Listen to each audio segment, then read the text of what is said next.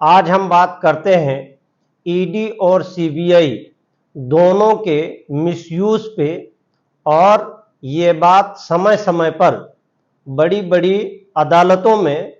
उठती आ रही है और इसका डिस्प्यूट ऑनरेबल हाई कोर्ट से लेकर के ऑनरेबल सुप्रीम कोर्ट तक में भी कई बार उठ चुके हैं और लगातार उठते आ रहे हैं।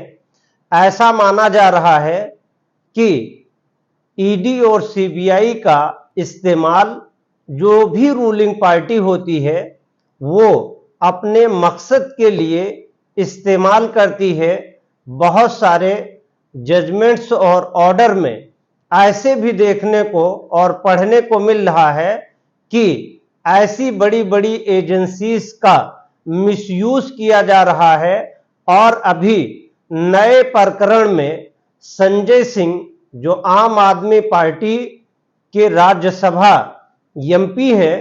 उनके मामले में देखने को मिला है। और इससे पहले मनीष सिसोदिया जो डिप्टी सीएम दिल्ली स्टेट के हैं और इससे पहले अरविंद केजरीवाल के मसले पे भी जांच एजेंसी ने बहुत सारे उनसे सवाल और जवाब पूछे लेकिन उनकी गिरफ्तारी नहीं की। बहुत हद तक उनको प्रताड़ित करने में कोई कोर कसर नहीं छोड़ा गया। और तमाम मसले को देखते हुए मीडिया में ये बात सुर्खी में रहती है कि जब से दिल्ली में आम आदमी पार्टी की सरकार बनी है और बीजेपी को डिफीट वहां पर करारी मिली है, बीजेपी हर संभव ये कोशिश करती रही है कि दिल्ली में वो अपने वोटर्स और अपने मेंबरांस को और अपनी पार्टी के इस्टेब्लिशमेंट को और प्रोग्रेस को करने और लेने को लेकर के बहुत चिंतित रहती है। इसी मामले में ऐसे ही मामले में कई एक नेताओं को वहां पे अरेस्ट किया गया। और जब सीए एनआरसी के बहुत सारे प्रोटेस्ट वहां पे हुए थे तो शाहीन बाग और तमाम मसलों में जब ऑनरेबल कोर्ट का इंटरवेंशन हुआ उसके बाद ये सारी चीजें हुई। वहां की पुलिस चूंकि केंद्र शासित पुलिस है, जामिया मिल्लिया इस्लामिया वगैरह में बहुत वायलेंस हुआ। ये सारी प्रॉब्लम वहां की हमेशा रहती आई है क्योंकि जहां पे बीजेपी की गवर्नमेंट नहीं है वहां पे बीजेपी एन केन प्रकरण से विपक्ष में रहते हुए अपने वोट बैंक को बढ़ाने की हर सूरत में प्रयास और कोशिश किए रहते हैं। जबकि अगर सच्चाई में देखा जाए तो आम आदमी पार्टी के आने के बाद दिल्ली की हैसियत बहुत हद तक बदल गई है। और दिल्ली की हैसियत के साथ साथ दिल्ली में रहने वालों को बहुत सारी सुविधाओं से हमकिनार किया है और बहुत सारी फैसिलिटी उपलब्ध कराई गई है। ऐसा आम आदमी पार्टी के मेंबरांस और सपोर्टर का मानना है। और कुछ हद तक ये बात सही भी लग रही है कि जो सत्ता से सवाल पूछ रहे हैं और सत्ता से आंखों में आंखें डालकर उनसे सवाल पूछने का और उनके किए हुए कार्य को और उनके किए हुए प्रोग्रेस में और जो उनके द्वारा गलत नीतियां बनाई गई हैं यानी वर्तमान सेंट्रल गवर्नमेंट से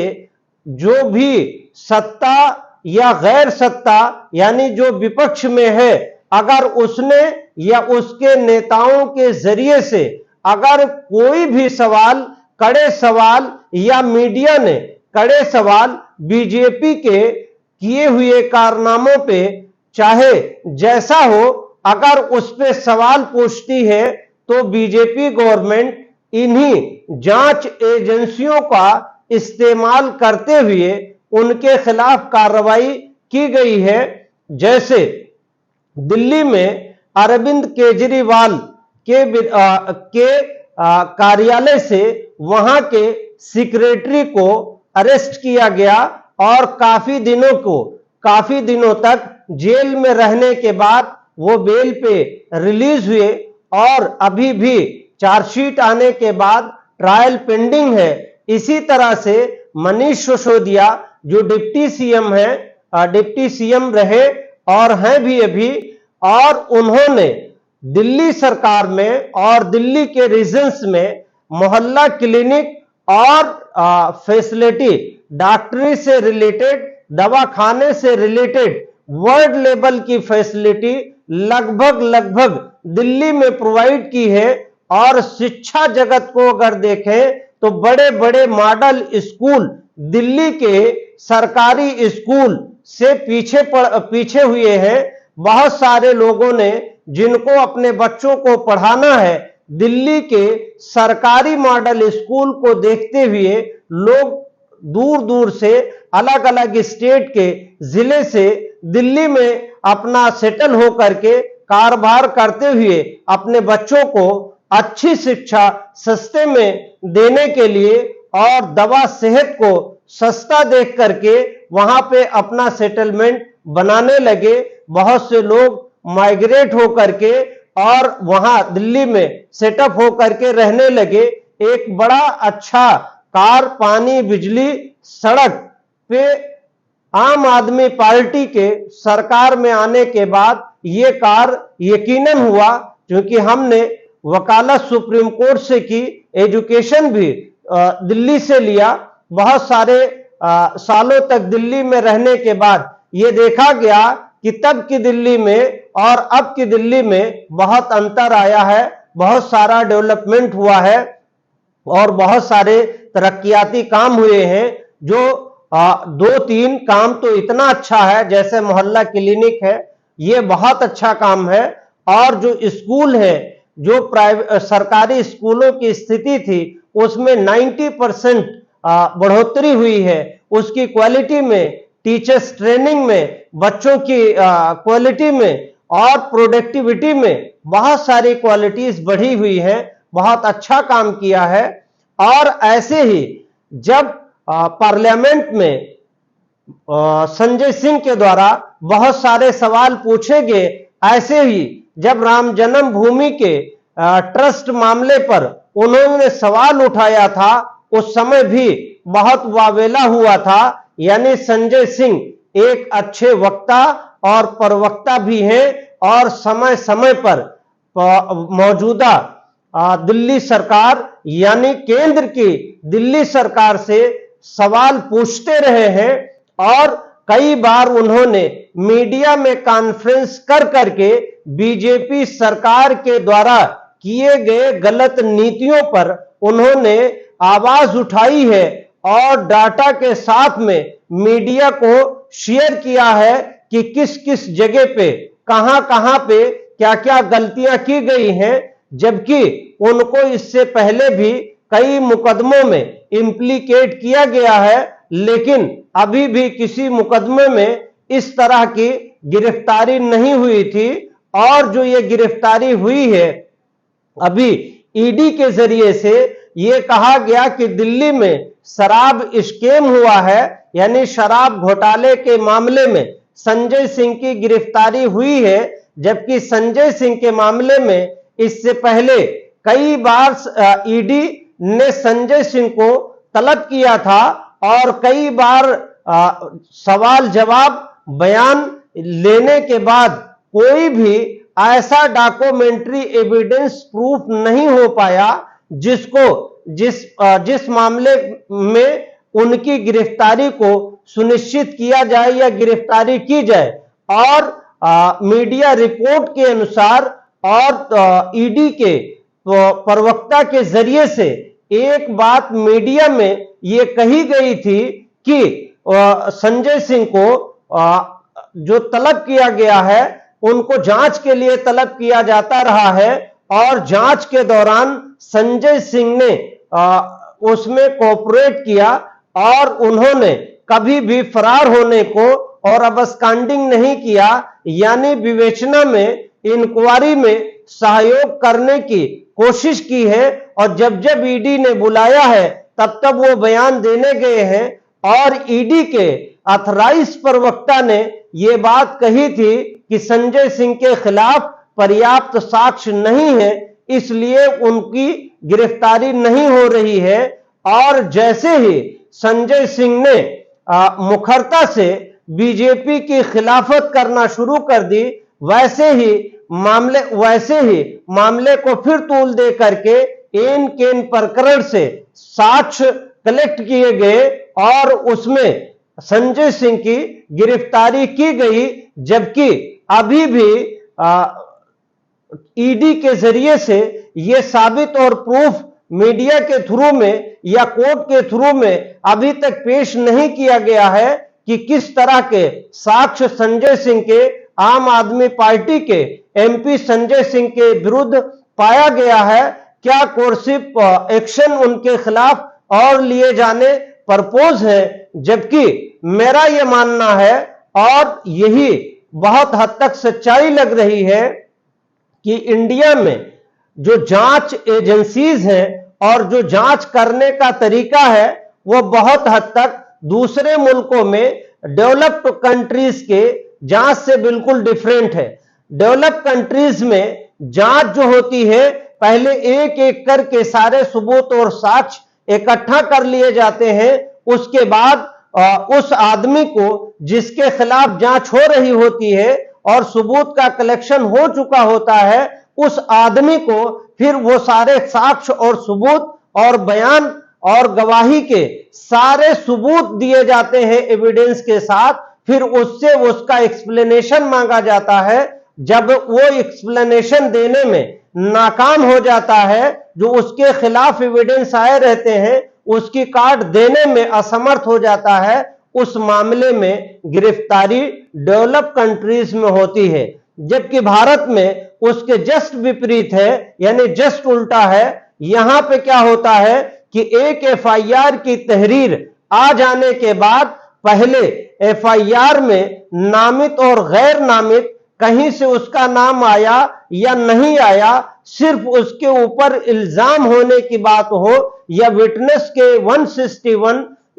सीआरपीसी के बयान हो या कोई थोड़ा मोड़ा साक्ष्य अगर पाया जाता है तो भी उसकी गिरफ्तारी सुनिश्चित कर ली जाती है। और गिरफ्तारी के बाद जब उसको रिमांड पे पेश किया जाता है तो रिमांड मजिस्ट्रेट के जरिए भी उस पे ना तो साक्ष्य मांगा जाता है और ना ही गिरफ्तारी किए जाने वाले अफसर से कोई पेपर ही मांगे जाते हैं। 90% जो हिंदुस्तान में रिमांड्स कोर्ट होती है वो रूटीन वे में रिमांड्स देती हैं। जबकि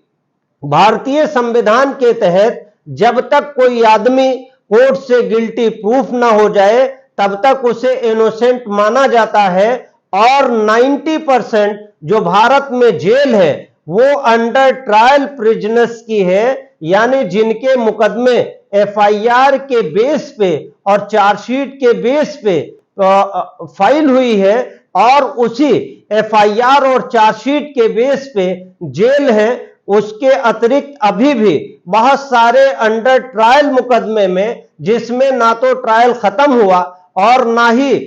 उसमें किसी तरह की सजा हुई है, अंडर ट्रायल की तादाद धीरे धीरे बढ़ती जा रही है। जबकि ट्रायल के जो प्रोसीजर है वो बहुत लॉन्ग है और जो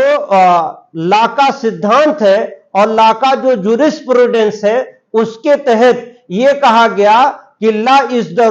bell is the rule and rejection is the exception. यानी हर केस में यह कहा गया कि बेल दिया जाना यह रूल है और बेल का रिजेक्शन किया जाना या बेल का खारिज किया जाना यह एक्सेप्शन होना चाहिए या रेयर होना चाहिए। जबकि बेल के मामले में भारत इस मसले पे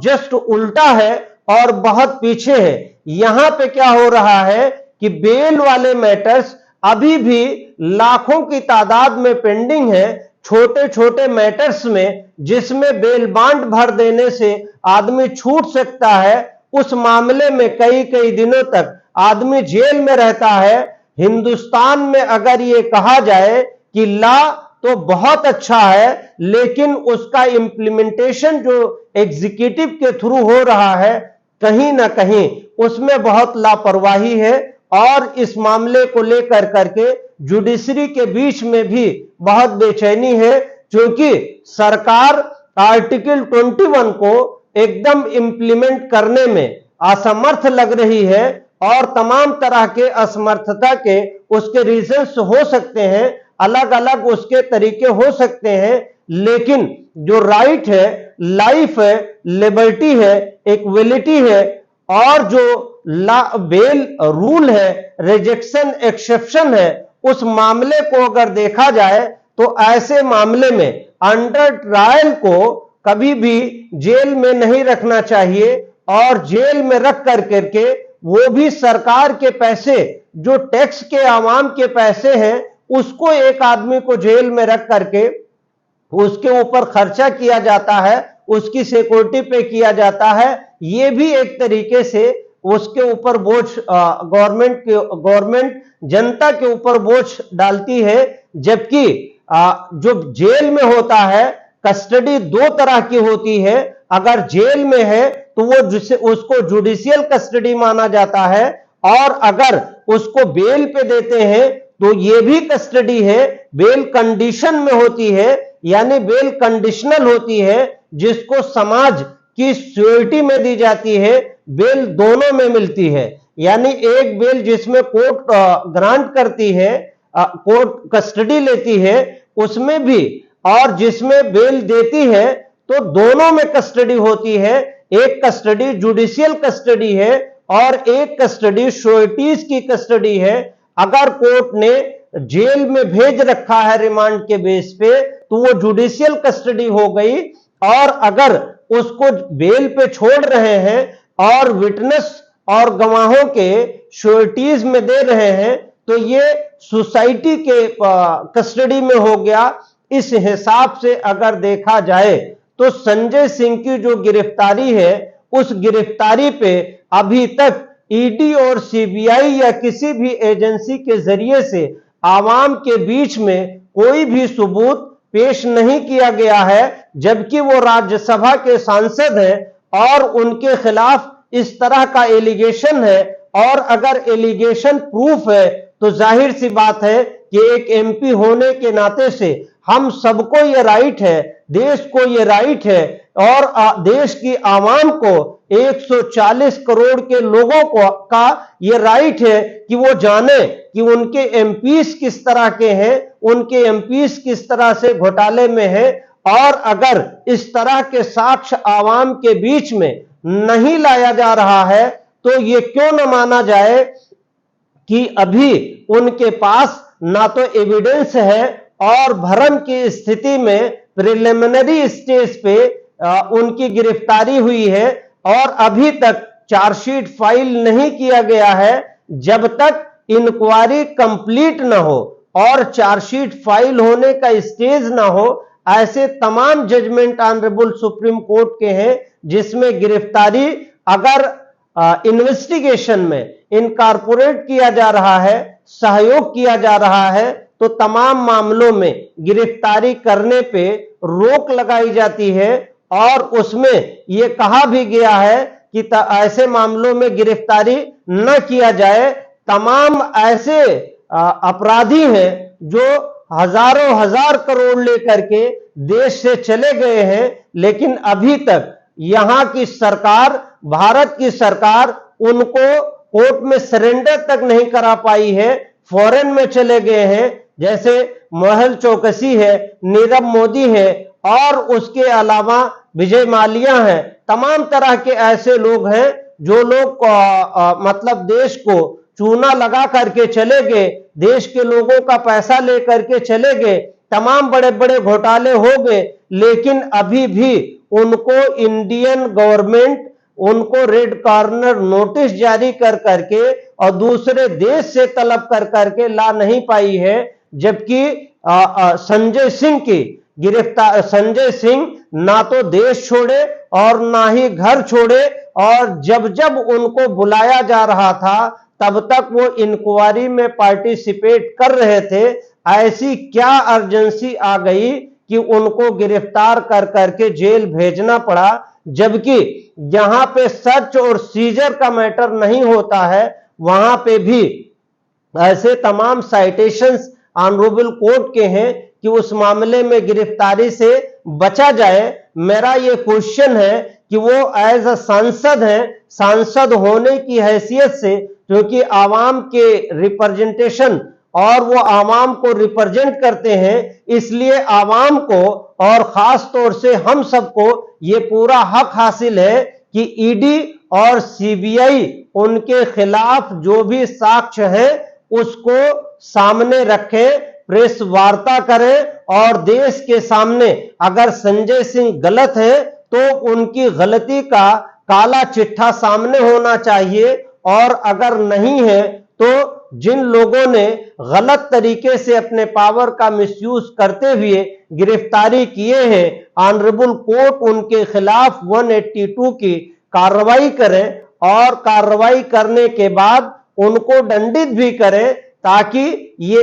एक नजीर बन सके और जांच एजेंसियों का किसी भी सरकार के जरिए से मिसयूज हो रहा है तो उसको ऑनरेबल कोर्ट को भी, यानी ऑनरेबल हाई कोर्ट और सुप्रीम कोर्ट की भी बहुत पैनी नजर होनी चाहिए, क्योंकि सरकार किसी भी मसले को इधर उधर उलट पलट कर अपने मकसद के लिए यूज कर सकती है। कई कई स्टेट में बीजेपी गवर्नमेंट ने कैसे सरकार को पलट दिए हैं, ये एक सोचने का विषय है। ये हमारी अपनी निजी राय थी, आपकी क्या इस पे राय है? आप कमेंट कर करके इस पे अपनी राय दें। शुक्रिया, थैंक यू।